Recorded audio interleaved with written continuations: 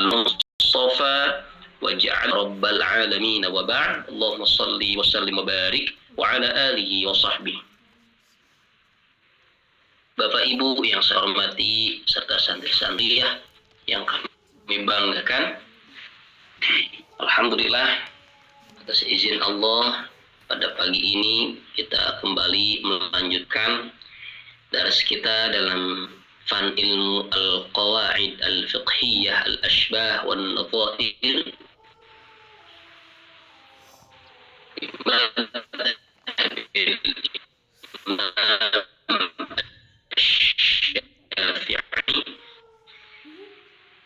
dan alhamdulillah pada pagi ini sebelum kita lanjutkan, mari kita bacakan surah Al-Fatihah bersama biniyati. Semoga Allah berkahi kita semua, sehatkan kita semua, berikan futuh anak-anak kita, keluarga kita yang sedang mencari ilmu, dan senantiasa ditunjukkan ke dalam hidayah dan kebaikan. Juga kepada musannif kitab Maulana Syekh Abdul Salam Syita, juga kepada guru-guru kita yang lainnya, keluarga kita yang sudah meninggalkan kita lebih dulu, wabil khusus sahibu hadat tashri' baginda Nabi SAW serta para sahabatnya dan para keluarganya. Ala hadhihi wa kulli niyatin salihah bisri asrar al-Fatihah. Alhamdulillah.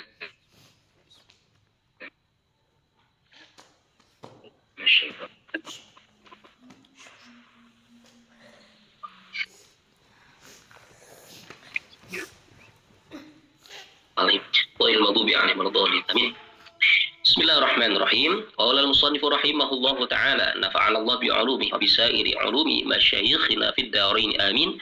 Qala radhiyallahu an al-qa'idatu ats-tsaniyata 'asyrata. Kaidah ke-12, al-khuruju minal khilafi mustahab. Kaidah yang penting dalam memahami ikhtilaf, perbedaan pendapat, yaitu kaidah yang berbunyi bahwasannya al-khuruj, keluar minal khilafi, dari perbedaan itu adalah mustahab, hal yang disunahkan.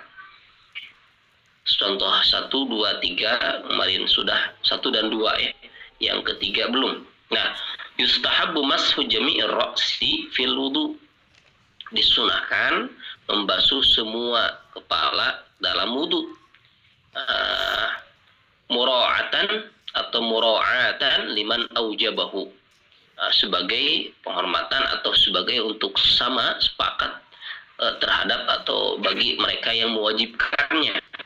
Karena ada sebagian qaul yang mewajibkan atau sebagian pendapat yang mewajibkan dalam wudu itu adalah membasuh semua kepala. Kalau dalam mazhab Syafi'i itu sedikit saja, tapi dalam mazhab Hanafi itu semuanya wajib membasuh semua atau mengusap semua kepala dalam wudu dalam mazhab Abu Hanifah. Kemudian yang keempat, yustahabbu, sebelum keempat berarti kalau dalam mazhab Syafi'i itu sedikit, sedangkan dalam mazhab lain adalah semuanya wajib. Dalam mazhab Syafi'i yang wajibnya adalah sedikit saja, gitu ya. Kepala itu maka disunahkanlah itu dalam mazhab, supaya tidak atau sama sahnya ketika dipandang oleh mazhab yang lain, gitu ya. Sebagai contoh, dipandang mazhab Abu Hanifah, berarti meskipun mazhabnya Syafi'i ketika berwudunya yaitu tadi dibasuh semuanya, maka sah juga menurut mazhab Imam Abu Hanifah. Jadi agar sah untuk mazhab lain, lebih bagusnya dipakai, gitu ya. Apalagi kalau misalnya itu adalah sunnah dalam mazhab Syafi'i, membasuh semua, mengusap semua kepala, hukumnya sunnah. Yang rukunnya hanya sebagian saja, gitu ya. Sedangkan dalam mazhab Abu Hanifah, rukunnya semuanya wajib dibasuh atau diusap semua kepala. Maka dalam mazhab Syafi'i disunahkan. Kenapa? Mura'atan liman aujabah, agar sama dengan mereka yang mewajibkannya. Keempat, yustahabu ghuslul mani. Ini sebelum ke contoh, mani dalam madhab Abu Hanifah dan madhab Malik hukumnya adalah najis.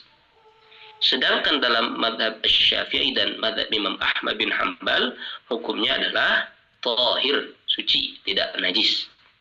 Maka membasuh mani dan menghilangkan menghilangkan zatnya dengan air, dibersihkan, adalah disunahkan. Mengapa disunahkan dalam mazhab Syafi'i? Agar dipandang sah dan bagus juga menurut mazhab lain. Itu saja Abu Hanifah dan mazhab Imam Malik. Mengapa? Sebab bagi mazhab kedua di atas haruskan itu karena najis sebelum misalkan wudu.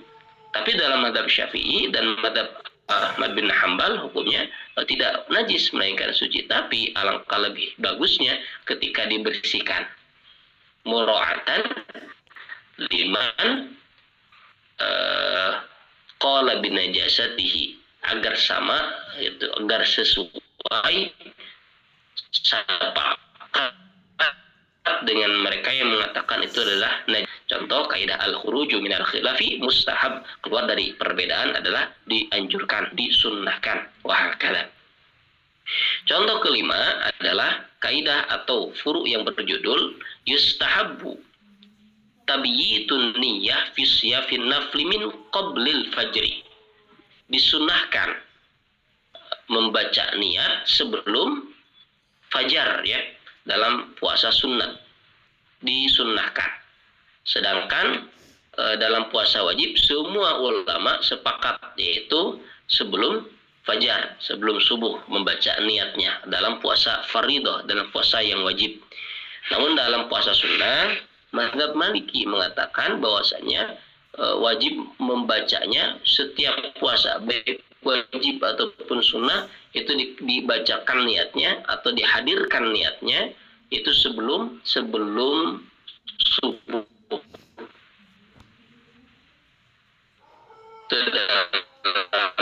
Mazhab Malik. Namun dalam mazhab Syafi'i tentang puasa sunnah boleh kapanpun yang sebelum zawal syams atau sebelum zuhur. Subuh itu hanya pada puasa fardhah dalam mazhab Syafi'i. Namun kembali lebih bagusnya juga dibaca meskipun puasa sunat niatnya dihadirkan sebelum fajar. Meskipun kita bermadzhab Syafi'i yang notabene itu tidak dibolehkannya sampai zuhur sekalipun atau sampai jam 10 pagi sekalipun tidak apa-apa niat puasa sunnah dalam mazhab Syafi'i. Namun dianjurkan dibacanya sebelum fajar. Mengapa? Agar sama sepakat dengan mereka yang mengatakan bahwasannya niat puasa meskipun sunnah wajib dibacanya sebelum fajar, gitu ya. Bagi mereka wajib, bagi mazhab Maliki, tapi bagi kita menjadi sunnah. Kenapa? Kaidahnya al-khuruju minal khilafi mustahab, keluar dari perbedaan dianjurkan. Contoh ke-6, yustahabu alla yusalliya munfaridan khalfas shaf. Dalam mazhab Imam Asy-Syafi'i, nah ini justru dalam mazhab Imam Syafi'i yang memakruhkan, gitu ya, yang memakruhkan sholat di belakang imam. Sedangkan mazhab lain, jadi Bapak Ibu santri-santria, terutama yang pernah berangkat mungkin ke luar negeri, terutama ke negara-negara Arab, itu kita sering dapati orang sholat di belakang. Jadi kalau di Mesir contohnya itu sholat berjamaah itu ketika di Mesir, di setiap masjid di Mesir itu dihadirkan atau ada kursi di belakang saf. Jadi bukan di belakang imam saf pertama, kalau penuh di saf kedua, tidak, tapi di belakang masjid. Di belakang masjid itu ada kursi. Nah, itu biasa dipakai oleh sepuh-sepuh yang sholat berjamaah ikut ke masjid, gitu ya. Nah, ini di Indonesia kita dapati tidak ada, ya, jarang, kalaupun ada mungkin sedikit sekali. Nah, ini bagus, ini bagus. Kalau ada bagus. Kenapa? Karena untuk memudahkan. Tapi karena mungkin di kita itu mayoritas satu mazhabnya Syafi'i, kemudian lagi hampir mungkin bisa dikatakanlah 95% mungkin ya mazhabnya Syafi'i. Kenapa? Karena terbukti dengan tidak adanya atau sedikitnya kita dapati kursi di belakang masjid, di belakang. Jadi bukan luar masjid, tapi di belakang saf paling ujung gitu. ada kursi. Kalau di Mesir contohnya ada kursi. Di negara-negara Arab itu ada kursi di belakang. Kenapa? Karena madhabnya bukan hanya madhab Imam Syafi'i. Apa hubungannya dengan contoh ini? Karena bagi madhab lain itu boleh makmum itu sholat di saf manapun, asalkan masih bisa melihat imam dan masih di dalam masjid. Ya, bobit nanti banyak sesuai madhab beda-beda. Namun secara umum demikian. Jadi contoh imam kemudian makmum sholat saf pertama. Nah ini makmum yang lainnya misalkan sholatnya di paling ujung misalkan itu dalam madhab lain dibolehkan. Nah, dibolehkan asal dengan syarat masih di dalam masjid dan masih melihat imam atau mendengar suara imam. Begitu. Tapi kalau dalam mazhab Syafi'i itu makruh, gitu ya. Tidak bolehkan, bukan haram, makruh. Kenapa? Karena Allah alam, Al-Fakir belum tahu alasannya ilahnya kenapa. Cuman mungkin menurut logika, karena kan saf, ketika saf itu berbaris dan sedangkan Allah itu menyukai saf yang rapih. Ada surah-surah as-saff kan. Nah maka dalam mazhab Syafi'i itu dianjurkan ketika sholat itu rapih. Safnya jelas, saf pertama. Ketika saf kedua hanya satu orang, nah maka ini makruh dalam mazhab Syafi'i yang seorang ini di belakang sendiri. Caranya apakah dia maju ke depan dengan cara bergeser sedikit menjadi pas satu saf, atau salah satu dari saf yang terdepan mundur ke belakang menemani yang satu orang tadi. Itu cara dalam mazhab Syafi'i ketika kita dapati ada makmum munfarid sendiri di belakang, gitu ya. Jadi tidak punya saf dia sendiri. Nah ini dalam mazhab lain tidak apa-apa, meskipun tidak di belakang makmum yang lain, bahkan di belakang sekalipun seperti tadi itu nggak apa-apa. Tapi dalam mazhab Syafi'i makruh, gitu ya. Nah maka caranya tadi bagaimana? Salah satu daripada yang saf pertama mundur ke belakang, atau jika mungkin dengan bergeser agar bisa muat dengan tumak ninah, dengan enak duduknya berdirinya, maka itu juga dibolehkan. Yang tidak dibolehkan atau dimakruhkan dalam mazhab Syafi'i meninggalkan makmum sendiri di mana? Di belakang. Wahakadha. Nah dalam kaidah ini contohnya bagaimana? Yaitu yustahabbu alla yusalliya munfaridan khalfas shaf. Nah ini kaidah justru dalam mazhab Syafi'i gitu ya, disunahkan untuk tidak sholat sendiri di belakang saf. Kenapa? Mura'atan liman abtalaha, supaya sama dengan orang yang membatalkannya. Jadi menghindari hal tadi.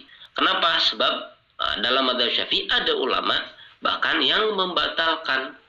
Tadi kalau jumhur mengatakan, atau yang mu'tamad dan fatwa mengatakan makruh. Tapi yang ada qaul dalam mazhab Syafi'i itu yang mengatakan batal sholatnya ketika dalam shaf itu sendiri, tidak ada kawan. Entah dia karena di depannya nggak ke belakang, atau dia nggak masuk ke depan, sholat sendiri saat tidak ada saf, maka batal. Itu tapi qaul, artinya pendapat satu atau beberapa daripada ulama mazhab Syafi'i. Tapi yang mu'tamad tidak menjadi batal karena melainkan makruh ma'al karohah, lebih bagus dihindari, gitu ya. Nah maka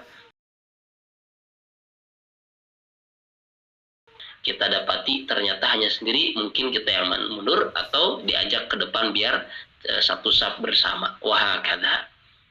Itu diantara contoh kaidah ke-12, contoh ke-6 ya. Terakhir yaitu disunahkan untuk tidak sholat ada. Apa ada? Ada sholat ada sholat qadha. Kalau ada itu sholat di waktunya. Kalau qadha itu sholat bukan di waktunya. Seperti contoh, ada orang sholat zuhur di waktu zuhur, berarti adaan. Maka kan dalam niat nawaitu usolli fardhu subhi rakaataini mustaqbilal qiblati imaman atau makmuman adaan, ya ada makmuman ada, artinya melaksanakannya ada, yaitu di waktu zuhur, di waktu yang punya sholatnya disebut ada. Sedangkan kalau melaksanakan sholatnya di waktu lain, misal melaksanakan karena tidur jam 11, kecapean, bangun-bangun jam berapa? Bangun-bangun jam 5 atau setengah 5 misalkan, berarti tertinggal waktu zuhur. maka hendaknya ia terbangun, nggak pegang HP, nggak chat dulu, nggak update status saya baru bangun tidur, enggak, tapi langsung menuju ke kamar mandi, wudhu dan sholat. Sholatnya apa? Berurutan. Zuhur dulu 4 rakaat, kemudian asar 4 rakaat. Zuhurnya ini di waktu asar, maka disebut apa? Qodoan, gitu ya. Nah, bukankah dalam sholat itu tidak ada qodok? Sahih, sholat itu tidak ada qodok. Apanya? Zat sholatnya. Yang ada adalah qodok waktunya. Jadi sejatinya bukan qodok sholat, tapi mengkodok waktu yang harusnya zuhur dilaksanakan di zuhur, tapi karena hilang akal sebab tidur sholat zuhur hanya saja di waktu asar dengan niat atau dengan kalimat kan kodok sholatnya, melainkan kodok waktunya. Wah, kata bagaimana kasusnya dalam al-khuruj minal khilafil mustahab, contoh ini yaitu adalah disunahkan untuk tidak sholat ada. Sholat ada itu tadi ya, sholat di waktunya, khalfa berarti kita sebagai makmum di belakang orang yang sholat qadha. Ini disunahkan untuk tidak demikian. Wal aks pun kebalikannya, orang yang mengqadha sholat disunahkan untuk tidak sholat bermakmum di belakang orang yang ada, ibaratnya mura'atan liman abtala, karena ada sebagian pendapat ulama yang membatalkan.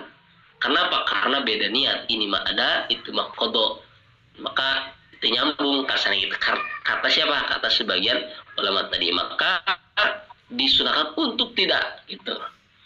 Disunahkan untuk tidak bermakmum pada orang yang qadha kalau kita ada sholatnya, dan disunahkan untuk tidak bermakmum pada orang yang ada kalau kita sholatnya qadha, gitu ya. Mudah-mudahan difahami, terutama kalimat adaan dan qadhaan. Adaan itu melaksanakan sholat di waktunya, disebut adaan. Kalau qadhaan melaksanakan sholat bukan di waktunya, jadi mengqadha, dan bukan sholat yang diqadha melainkan waktu yang diqadha. Wah, kata. Selanjutnya kaidah ke-13, kaidah yang berbunyi ad-daf'u aqwa min ar-raf'i. Ma mana ad-daf'u? Ad-daf'u menolak boleh, atau ya menolak lebih bagus. Aqwa lebih kuat daripada ar-raf'i, daripada menarik. Atau kaidah ini erat kaitan dengan kaidah yang pernah kita pelajari, yaitu darul mafasid muqaddamun ala jalbil masalih, yang kalau dalam bahasa kitanya dikenal dengan mencegah lebih baik daripada mengobati. Ini maknanya lebih umum. Ambil contoh, air banyak dan air sedikit.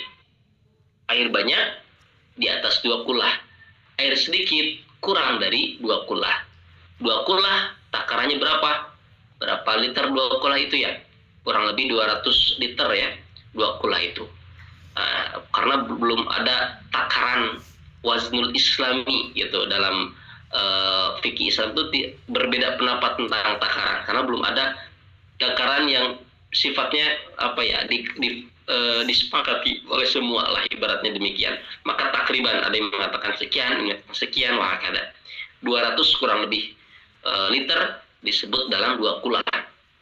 Maka ketika air yang 2 kulah ini lebih, air yang 2 kulah lebih atau air banyak disebut air yang dafi'.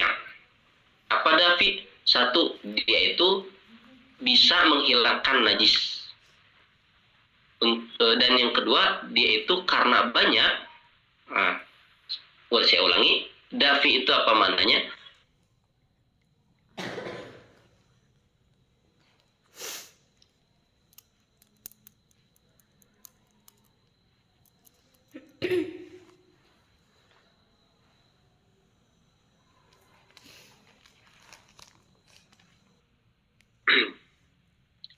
Cek, bismillah. Oke, ada ya iklan. Oke, kita lanjutkan. Nah, tadi apa arti ad-daf'u? Ad-daf'u artinya maknanya menolak. Kita ambil contoh air dalam bab air banyak dan air sedikit.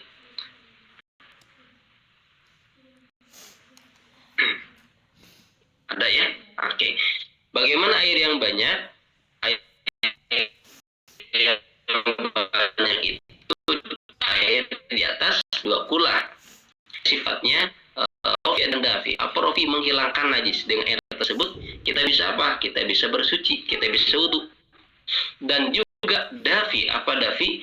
Dia menahan najis masuk. Contoh, air di atas 2 kula seperti air apa? Wah, banyak air atau air laut, itu kan jelas airnya air banyak ya di atas 2 kula.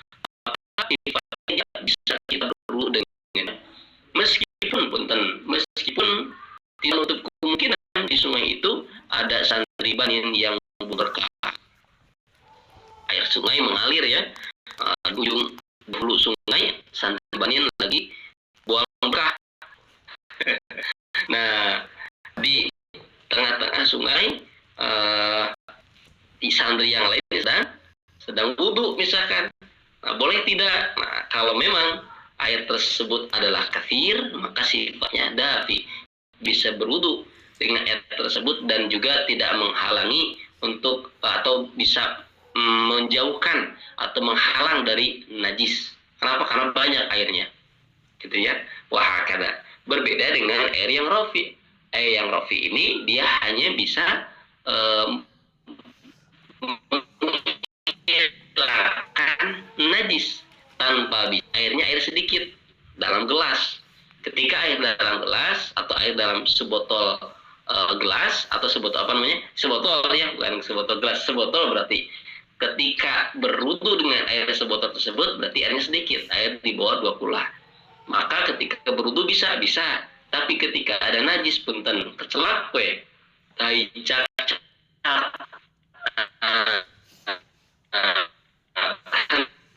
botol eta, maka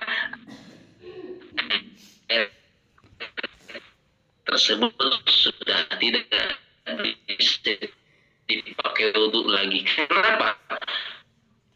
Karena dia hanya bersifat rofi, hilangkan najis. Hani ada rofi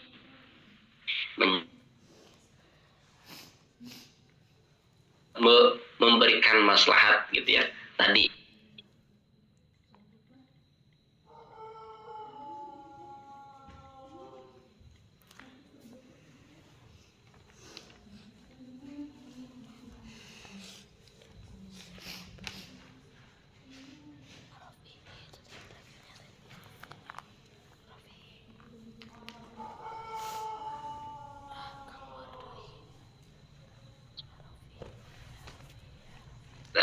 Gitu ya.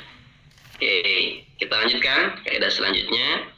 Ar-rukhasu la tunatu bil ma'asi. Ini kaidah unik berhubungan dengan rukhsah. Seperti yang pernah kita bahas bahwasanya dalam fikih Islam atau dalam syariat Islam itu ada 2 hal.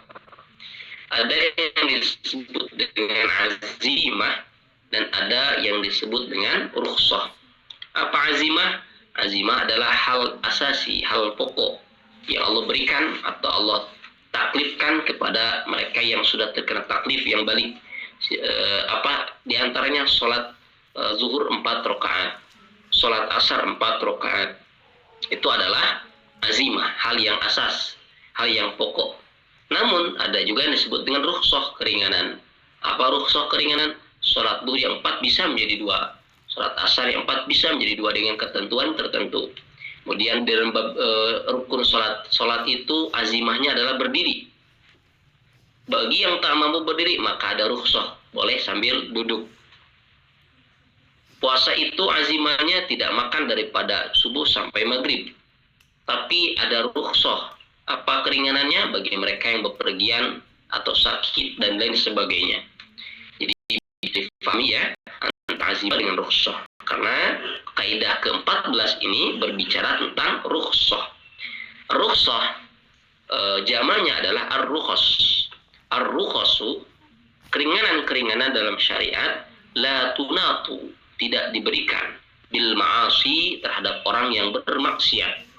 Ini contohnya masyhur seperti rukhsah dalam syariat tadi apa? Qasar salat, menjamak salat, al-masu alal khuffain, Orang yang sholat dengan mengqasar berarti dia ambil rukhsah. Nah, mengqasar sholat, menjamak sholat, tapi mengqasar menjamak sholat ini artinya dia mengambil rukhsahnya ini dengan niatan karena bepergiannya adalah untuk mencuri atau untuk korupsi atau untuk membunuh dan lain hal perbuatan maksiat lainnya, maka sunat kosornya dan jamaknya itu tidak sah bagi orang tersebut. Mengapa? Rukhsah tidak diberikan kepada pelaku maksiat. Lihat di bawah min furu'i hadhil qaidah, di antara contoh fikih dari kaidah ini adalah laujunnal murtad. Nah ini kaidah bagus. Laujunna al murtad, apabila gila orang yang murtad, wajib qada'u ma alaihi min shalawatin mutlaqa, maka wajib mengqada daripada salat yang telah lewat, sawaun fi waqti aqlihi au am waqti jununi, ada baik dari ketika dia sadar ataupun ketika ia sudah gila. Li'anna ridda, karena murtad itu maksiat. Wal murtad laisa min ahli rukhsah, dan murtad itu adalah tidak termasuk ke dalam rukhsah. Apa maksud dari kaidah ini? Ketika orang yang murtad kemudian dia murtad, artinya keluar daripada Islam, asalnya muslim kemudian keluar daripada Islam. Nasallallahu salamah, semoga kita semua dijaga daripada perbuatan ini. Kemudian murtad ternyata jadi gila gitu ya. Setelah jadi gila kemudian dia masuk Islam lagi gitu. Nah ini maksudnya, kemudian udah gila kemudian masuk Islam lagi. Maka pertanyaannya, apakah wajib ia mengqadha sholat ataukah tidak? Nah di sini kaidahnya adalah wajib qada'u ma alaihi min shalawatin mutlaqa, maka wajib ia mengqadha sholat. Kapan? Sawaun fi waqti aqlihi am waqti jununihi, baik ya ketika waktu gila ataupun ketika waktu sudah sadar. Tapi ketika kapan dihitungnya? Ketika murtad. Itu li'anna ridda, karena murtad itu maksiat, adalah maksiat, sedangkan maksiat tidak diberikan kepada orang, sedangkan diberikan kepada pelaku maksiat. Mudah-mudahan bisa dipahami ini ya. Artinya apa? Naudzubillah, cuman ini hanya contoh karena pikirkan kalau melamun. Kalau ada orang yang murtad kemudian dia gila, nah maka setelah itu dia masuk Islam lagi. Maka setelah masuk Islam lagi otomatis salat wajib mengqadha salat ketika ia murtad. Kenapa? Karena murtad adalah maksiat meskipun ia gila. Kalau agak sulit kita ambil contoh lain. Mudah-mudahan ada yang paham di contoh ini. Nah, kalau lebih mudahnya adalah contoh di mana ginilah. Ketika ada orang mau wudu tapi tidak ada air. Misal, dia mau wudu tidak ada air, maka dengan tayamum untuk sholat kan.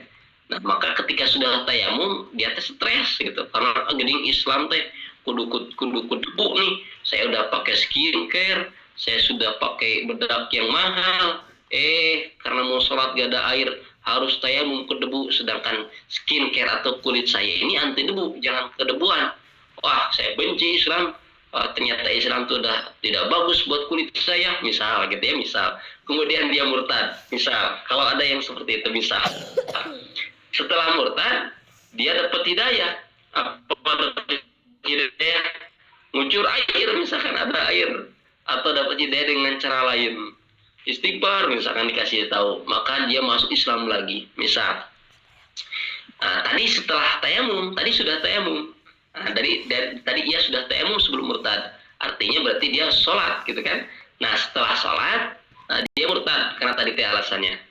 5 menit kemudian karena dapat hidayah masuk Islam lagi, bersyahadat lagi, astagfirullah, masuk Islam lagi. Pertanyaan, dia belum batal, tapi apakah tayamumnya masih berlaku gitu ya? Apakah tayamumnya masih berlaku ataukah sudah batal otomatis? Pertanyaannya, batal atau tidak tayamumnya, sedangkan dia tidak punten, tidak buang air ataupun tidak melakukan hal-hal yang membatalkan wudu. Karena hal-hal yang membatalkan wudhu adalah membatalkan tayamum, gitu kan? Nah, maka jawab dia batal otomatis apanya? Tayamumnya. Kenapa batal? Padahal tidak berbuat apapun yang membatalkan wudhu atau batalkan tayamum, karena dia batal dengan satu alasan, itu apa? Murtad. Sedangkan tayamum adalah rukhsah. Artinya apa? Orang yang bermaksiat dengan murtadnya maka tidak diberikan rukhsah baginya. Meskipun dia tidak batal wudhu, tidak batal tayamum, tapi karena sudah murtad, otomatis semua rukhsah, semua keringanan tidak diberikan kepada pelaku maksiat. Dia muslim lagi, maka otomatis dengan tersebut tayamumnya menjadi batal, tidak diberikan kepada pelaku maksiat. Kalau contoh tadi adalah orang yang gila, orang yang murtad kemudian gila, muslim, asalnya muslim kemudian keluar Islam, murtad dan gila. Nah, maka bagaimana dia setelah itu dia masuk Islam lagi? Maka apa-apa yang tertinggal dalam sholat ketika ia murtad itu wajib diqodho, itu ya, wajib diqodho kembali. Tidak ada qodho dalam sholat. Kenapa? Qodho waktunya, gitu. Kenapa diqodho waktunya? Kan dia gila. Nah, bukan dia gila maka rukhsah. Maka kan kita lihat orang gila wajib sholat tidak? Atau gini, atau pertanyaannya, syarat sah sholat itu diantaranya apa? Kan akil, berakal. Jadi ini santri-santri ya, kalau anda nggak mau sholat jadi orang gila, gitu ya. Karena orang gila itu tidak wajib baginya sholat. Kenapa? Karena gila. Wah, kada. Nah, berarti kalau ada orang yang tidak sholat berarti seperti itu. Maka ketika orang yang gila murtad,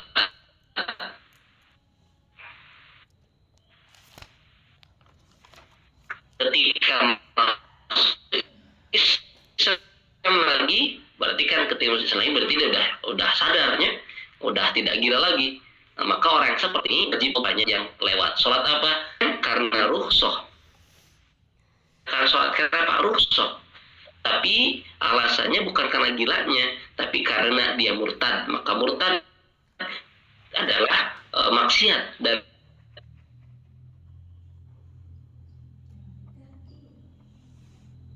nah ini jumhur berkata bahwasanya orang yang haid itu adalah dia bukan maksiat, melainkan itu adalah ketetapan Allah bagi perempuan haid. Maka perempuan yang haid tidak diqodho waktu sholatnya,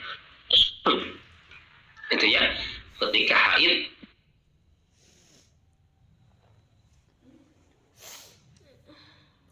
ini dari Allah, maka kalau orang yang haid itu tidak maksiat, maka itu disebut rukhsah, gitu ya. Maka tidak wajib baginya atau tidak dibaginya mengqodho waktu sholat. Tapi kalau yang murtad dia masuk Islam lagi, wah kada. Oke, itu diantara contoh atau fikih dari kaidah 14 rukhsatu bil ma'si. Kalau kita nyebut ke kaidah itu tidak diberikan kepada orang yang ragu. Contoh, ketika seseorang memahami bahwasannya, contoh nomor 1, wujubu ghuslir rijlaini liman syakka fi jawazil masih. Nah, boleh dalam membasuh kaki itu dengan mengusap saja, boleh, ya juz, boleh, itu tidak dibasuh melainkan diusap saja dalam wudu, boleh. Tapi bagi orang yang ragu, nah boleh, kan ini mungkin ada najis tuh, ragu, wah kada.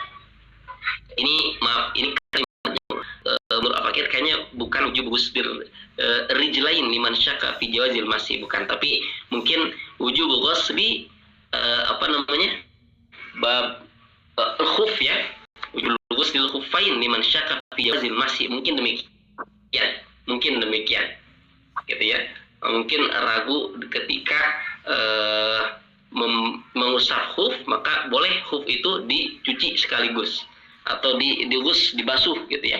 Kalau ragu masih ada najis ketika diusap, maka boleh dibasuh. Mungkin demikian. Tapi insya Allah nanti Al-Fakir murajaah lagi, uroji, dan tanyakan kepada mu'alif, kepada Maulana. Ini maksudnya apa? Apakah rijlain, dua kaki, boleh diusap, ataukah dalam bab khuf gitu ya. Mohon maaf, ini contoh pertama, furu fikih pertama, kita tanyakan lebih yakinnya. Tapi terakhir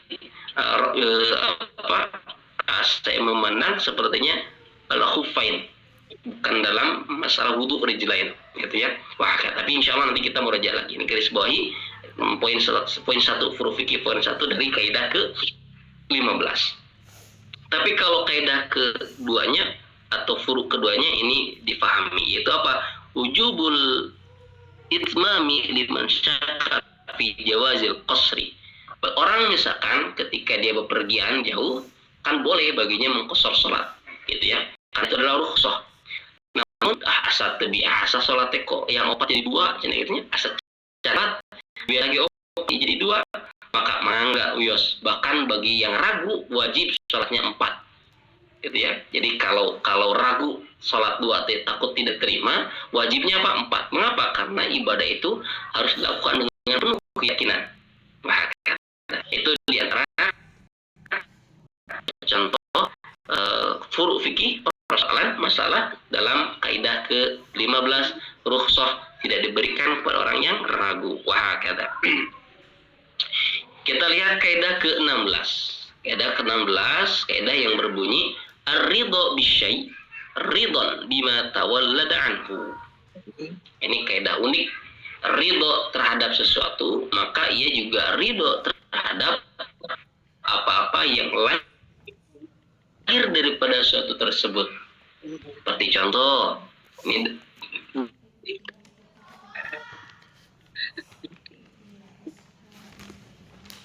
mempelai ridho terhadap aib yang lain, terhadap aib pasangannya.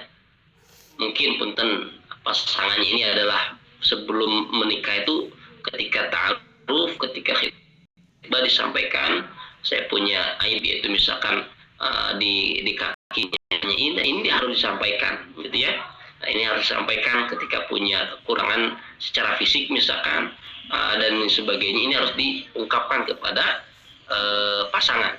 Jangan seperti yang viral ya kemarin, ternyata setelah diketahuinya 1 minggu setelah menikah, ternyata pasangannya adalah sama laki-laki. Kacau itu. Sebab kenalnya di mana? Kenalnya di Facebook, kenalnya di media sosial. Cantik cenah. Kemudian nikah. Setelah menikah, ketahuannya 1 minggu, bukan hari itu. Ketahuannya 1 minggu. Setelah 1 minggu ternyata ini laki-laki. Nah, maka tidak seharusnya seperti itu. Jadi sebelumnya harus jujur mengetahui satu sama lain, aib-aib satu sama lain. Maksud aib di sini adalah aib yang berhubungan di antaranya yang habisi dan lain sebagainya. Jadi supaya tidak kaget gitu pas sudah menikah. Atau ada yang viral juga, yang mana bilangnya adalah punten perawan, misalkan gadis, tapi dia sudah janda. Nah, ini juga harus disampaikan. Misalnya ada orang yang ajak menikah, kemudian pas sebelum menikah tuh ditanya apakah gadis ataukah sudah janda, apakah pemuda perjaka ataukah sudah duda. Itu harus jelas. Jadi jangan berbohong, karena dalam bab menikah itu harus terbuka gitu ya, secara jujur dari segi aib misalkan seperti itu. Nah, maka kenapa ini kayaknya masuk ke dalam ranah tersebut? Ridho salah satu pelai terhadap pasangannya. Fala khiyarlahu alahi. Maka setelah menikah itu, ketika masing-masing sudah ridho, nggak ada khiyar. Apa nggak ada khiyar? Nah, contoh tadi ketika sudah ridho. Nah, ini dengan syarat setelah ridho ya. Setelah ridho, setelah sepakat ini memahami, si A memahami pasangannya, dan tahu aibnya apa, artinya disampaikan oleh si B apa yang menjadi aibnya, masing-masing menyampaikan. Kemudian pas menikah ternyata diketahui benar dia punya aib di kakinya, misalkan buduglah karena santri, misalkan. Tapi pas udah nikah tapi tidak santri itu tidak budug ya, yang budug mah yang jorok, bukan santri. Dan santri mah tidak begitu ya, santri mah berseka. Nah, contoh, ketika sebelum menikah jujur saya teh budug di kaki, gatel-gatel, tadinya boleh cenah cek calon teh nikah, pas udah nikah budug nambahan misalkan budugnya nambahan malahan jadi tepa ke pasanganna. Nah, maka ketika seperti itu tidak ada khiyar. Nah, ini bukan jual beli apa namanya, tidak ada khiyar, tidak ada jadi kamu saya ceraikan, kenapa bohong, engkau cenah budugna teuing engkau budugnya sedikit tapi kok jadi tepak ke aku. Tidak demikian. Kenapa? Ar-ridho bisyai ridho bima tawallada anhu. Ridho terhadap sesuatu maka ridho juga terhadap turunannya, ridho juga terhadap apa yang lahir darinya. Contoh seperti apa? Ridho terhadap kelebihan daripada tadi teh gatel-gatelnya, karena kan di awal sudah ada keterbukaan terkait itu. Berbeda dengan kisah yang viral. Ya, kalau kisah yang viral tadi teh tidak ada keterbukaan, tidak ada apa namanya tahu menahu terlebih dahulu, itu secara aturan juga sudah kurang bagus gitu ya. Kemudian menikah, itu udah menikah. Nah, ini ketika menikah bagaimana nih? Lantas aja jelas ini mah fasad. Kenapa? Karena ini sudah jelas laki-laki dengan laki-laki gitu, tidak boleh menikah. Wah, karena itu diantara tidak masuk gitu ya, contoh kasus yang terakhir diceritakan dengan kaidah ini. Kenapa? Karena akadnya pun tidak sahih. Kenapa? Karena ini laki-laki dengan laki-laki. Wah, kada. Kemudian diantara contoh daripada kaidah ini juga, ini ketika menikahi yang sudah mempunyai anak. Ketika fulan menikahi fulan yang mempunyai anak, yang sudah punya anak berarti janda ya, sudah punya anak, maka si fulan ini juga harus ridho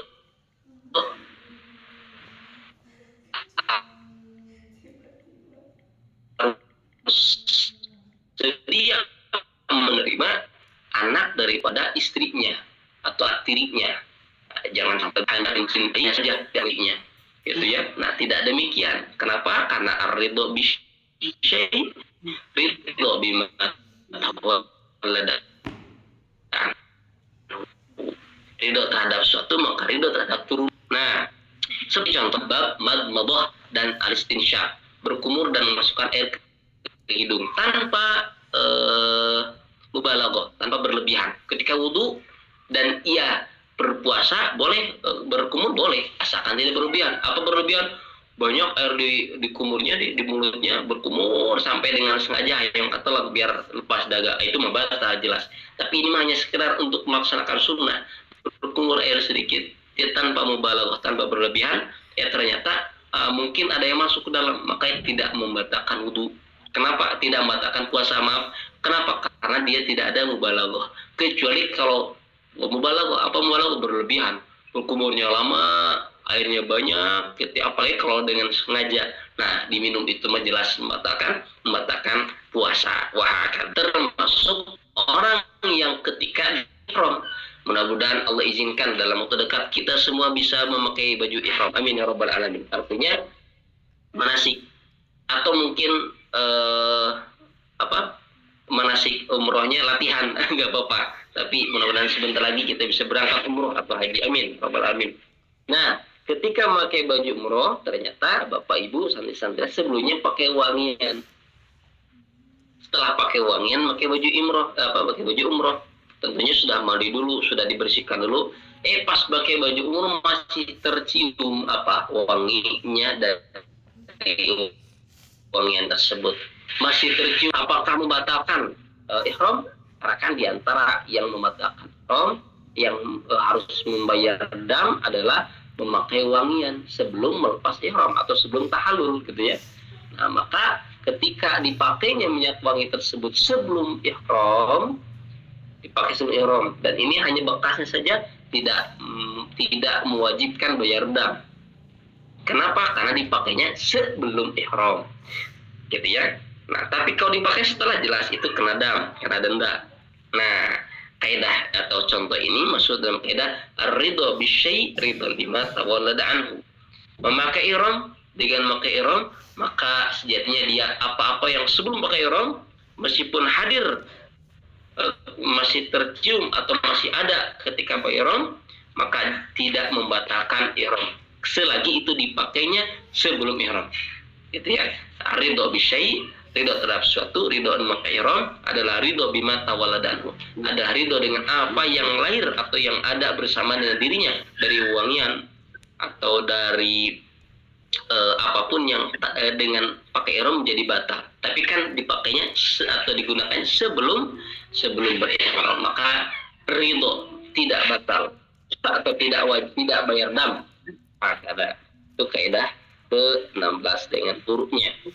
Wah, ada kaidah ke-17 adalah kaidah yang berbunyi as-su'alu mu'adun fil jawab.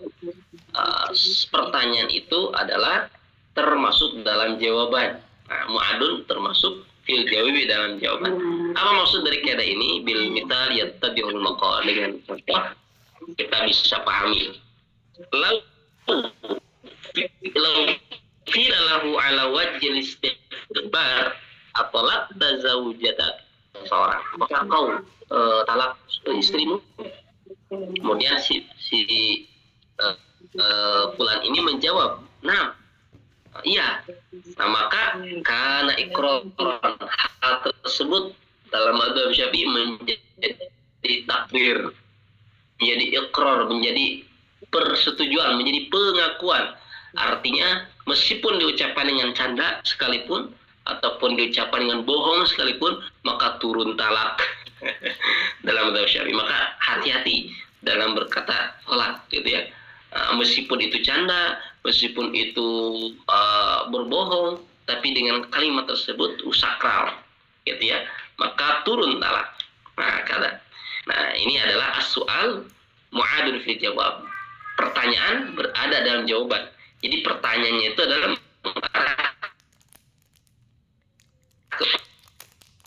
pada hal tersebut, berarti ditetapkan jawabannya adalah yang ditanyakan. Jadi jawaban daripada pertanyaan kau cerai ke istrimu, jawabannya iya.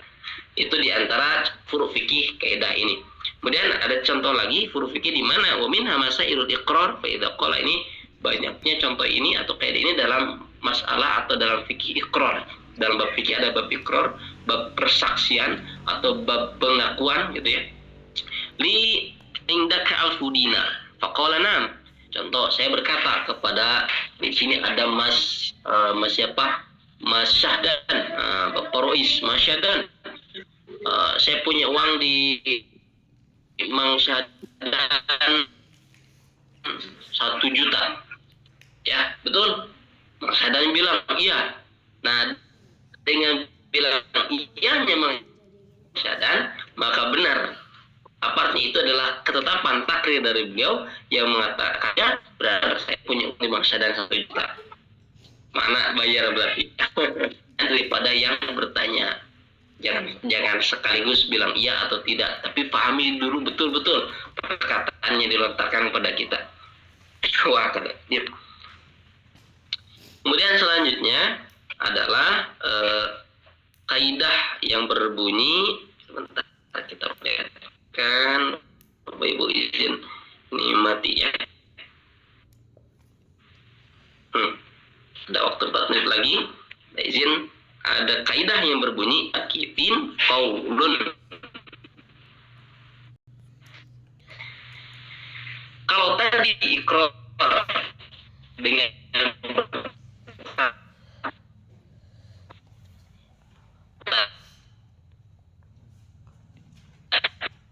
ya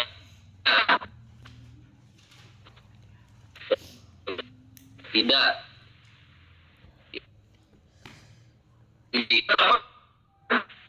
dengan mata ya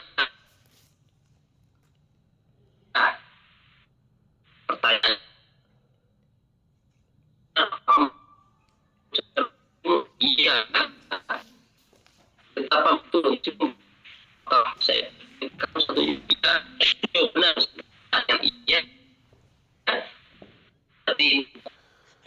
berarti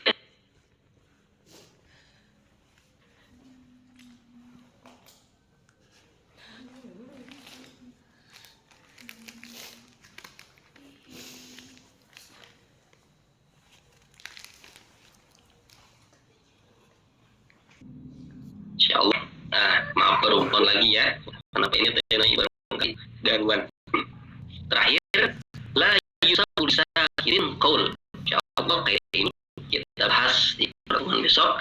Kayak ada unik tentang orang yang diam itu tidak diketahui jawabannya, kecuali nanti dalam masalah dalam masalah pernikahan gadis, ketika orang tua menikahkan putrinya yang seorang gadis, atau kebalikannya itu yang janda, karena beda antara sukutnya atau diamnya seorang gadis dengan seorang janda dalam ketika diproses itu benten hukumna gitunya dalam Syafi'i. Insyaallah kita bahas besok dalam kaidah ke-18 ini. Wassallallahu ala sayyidina Muhammad wa ala alihi al-athhar wa ashabil akhyar wa sallam tasliman katsira walhamdulillahi rabbil alamin. Apunten Bapak Ibu, banyak iklan ya. Apunten, mudah-mudahan kita bisa perbaiki nanti. Kata Nana ya, barangkali apa yang terjadi ini banyak berhenti akhir mungkin ya, hanya akhir banyak keluar ini zoomnya. Insyaallah mudah-mudahan kita jumpa lagi besok dalam keadaan sehat walafiat. Ya, selalu Pak Ibu banyak aktivitas. Jazakumullah khair insyaallah. Assalamualaikum warahmatullahi wabarakatuh. Waalaikumsalam warahmatullahi wabarakatuh.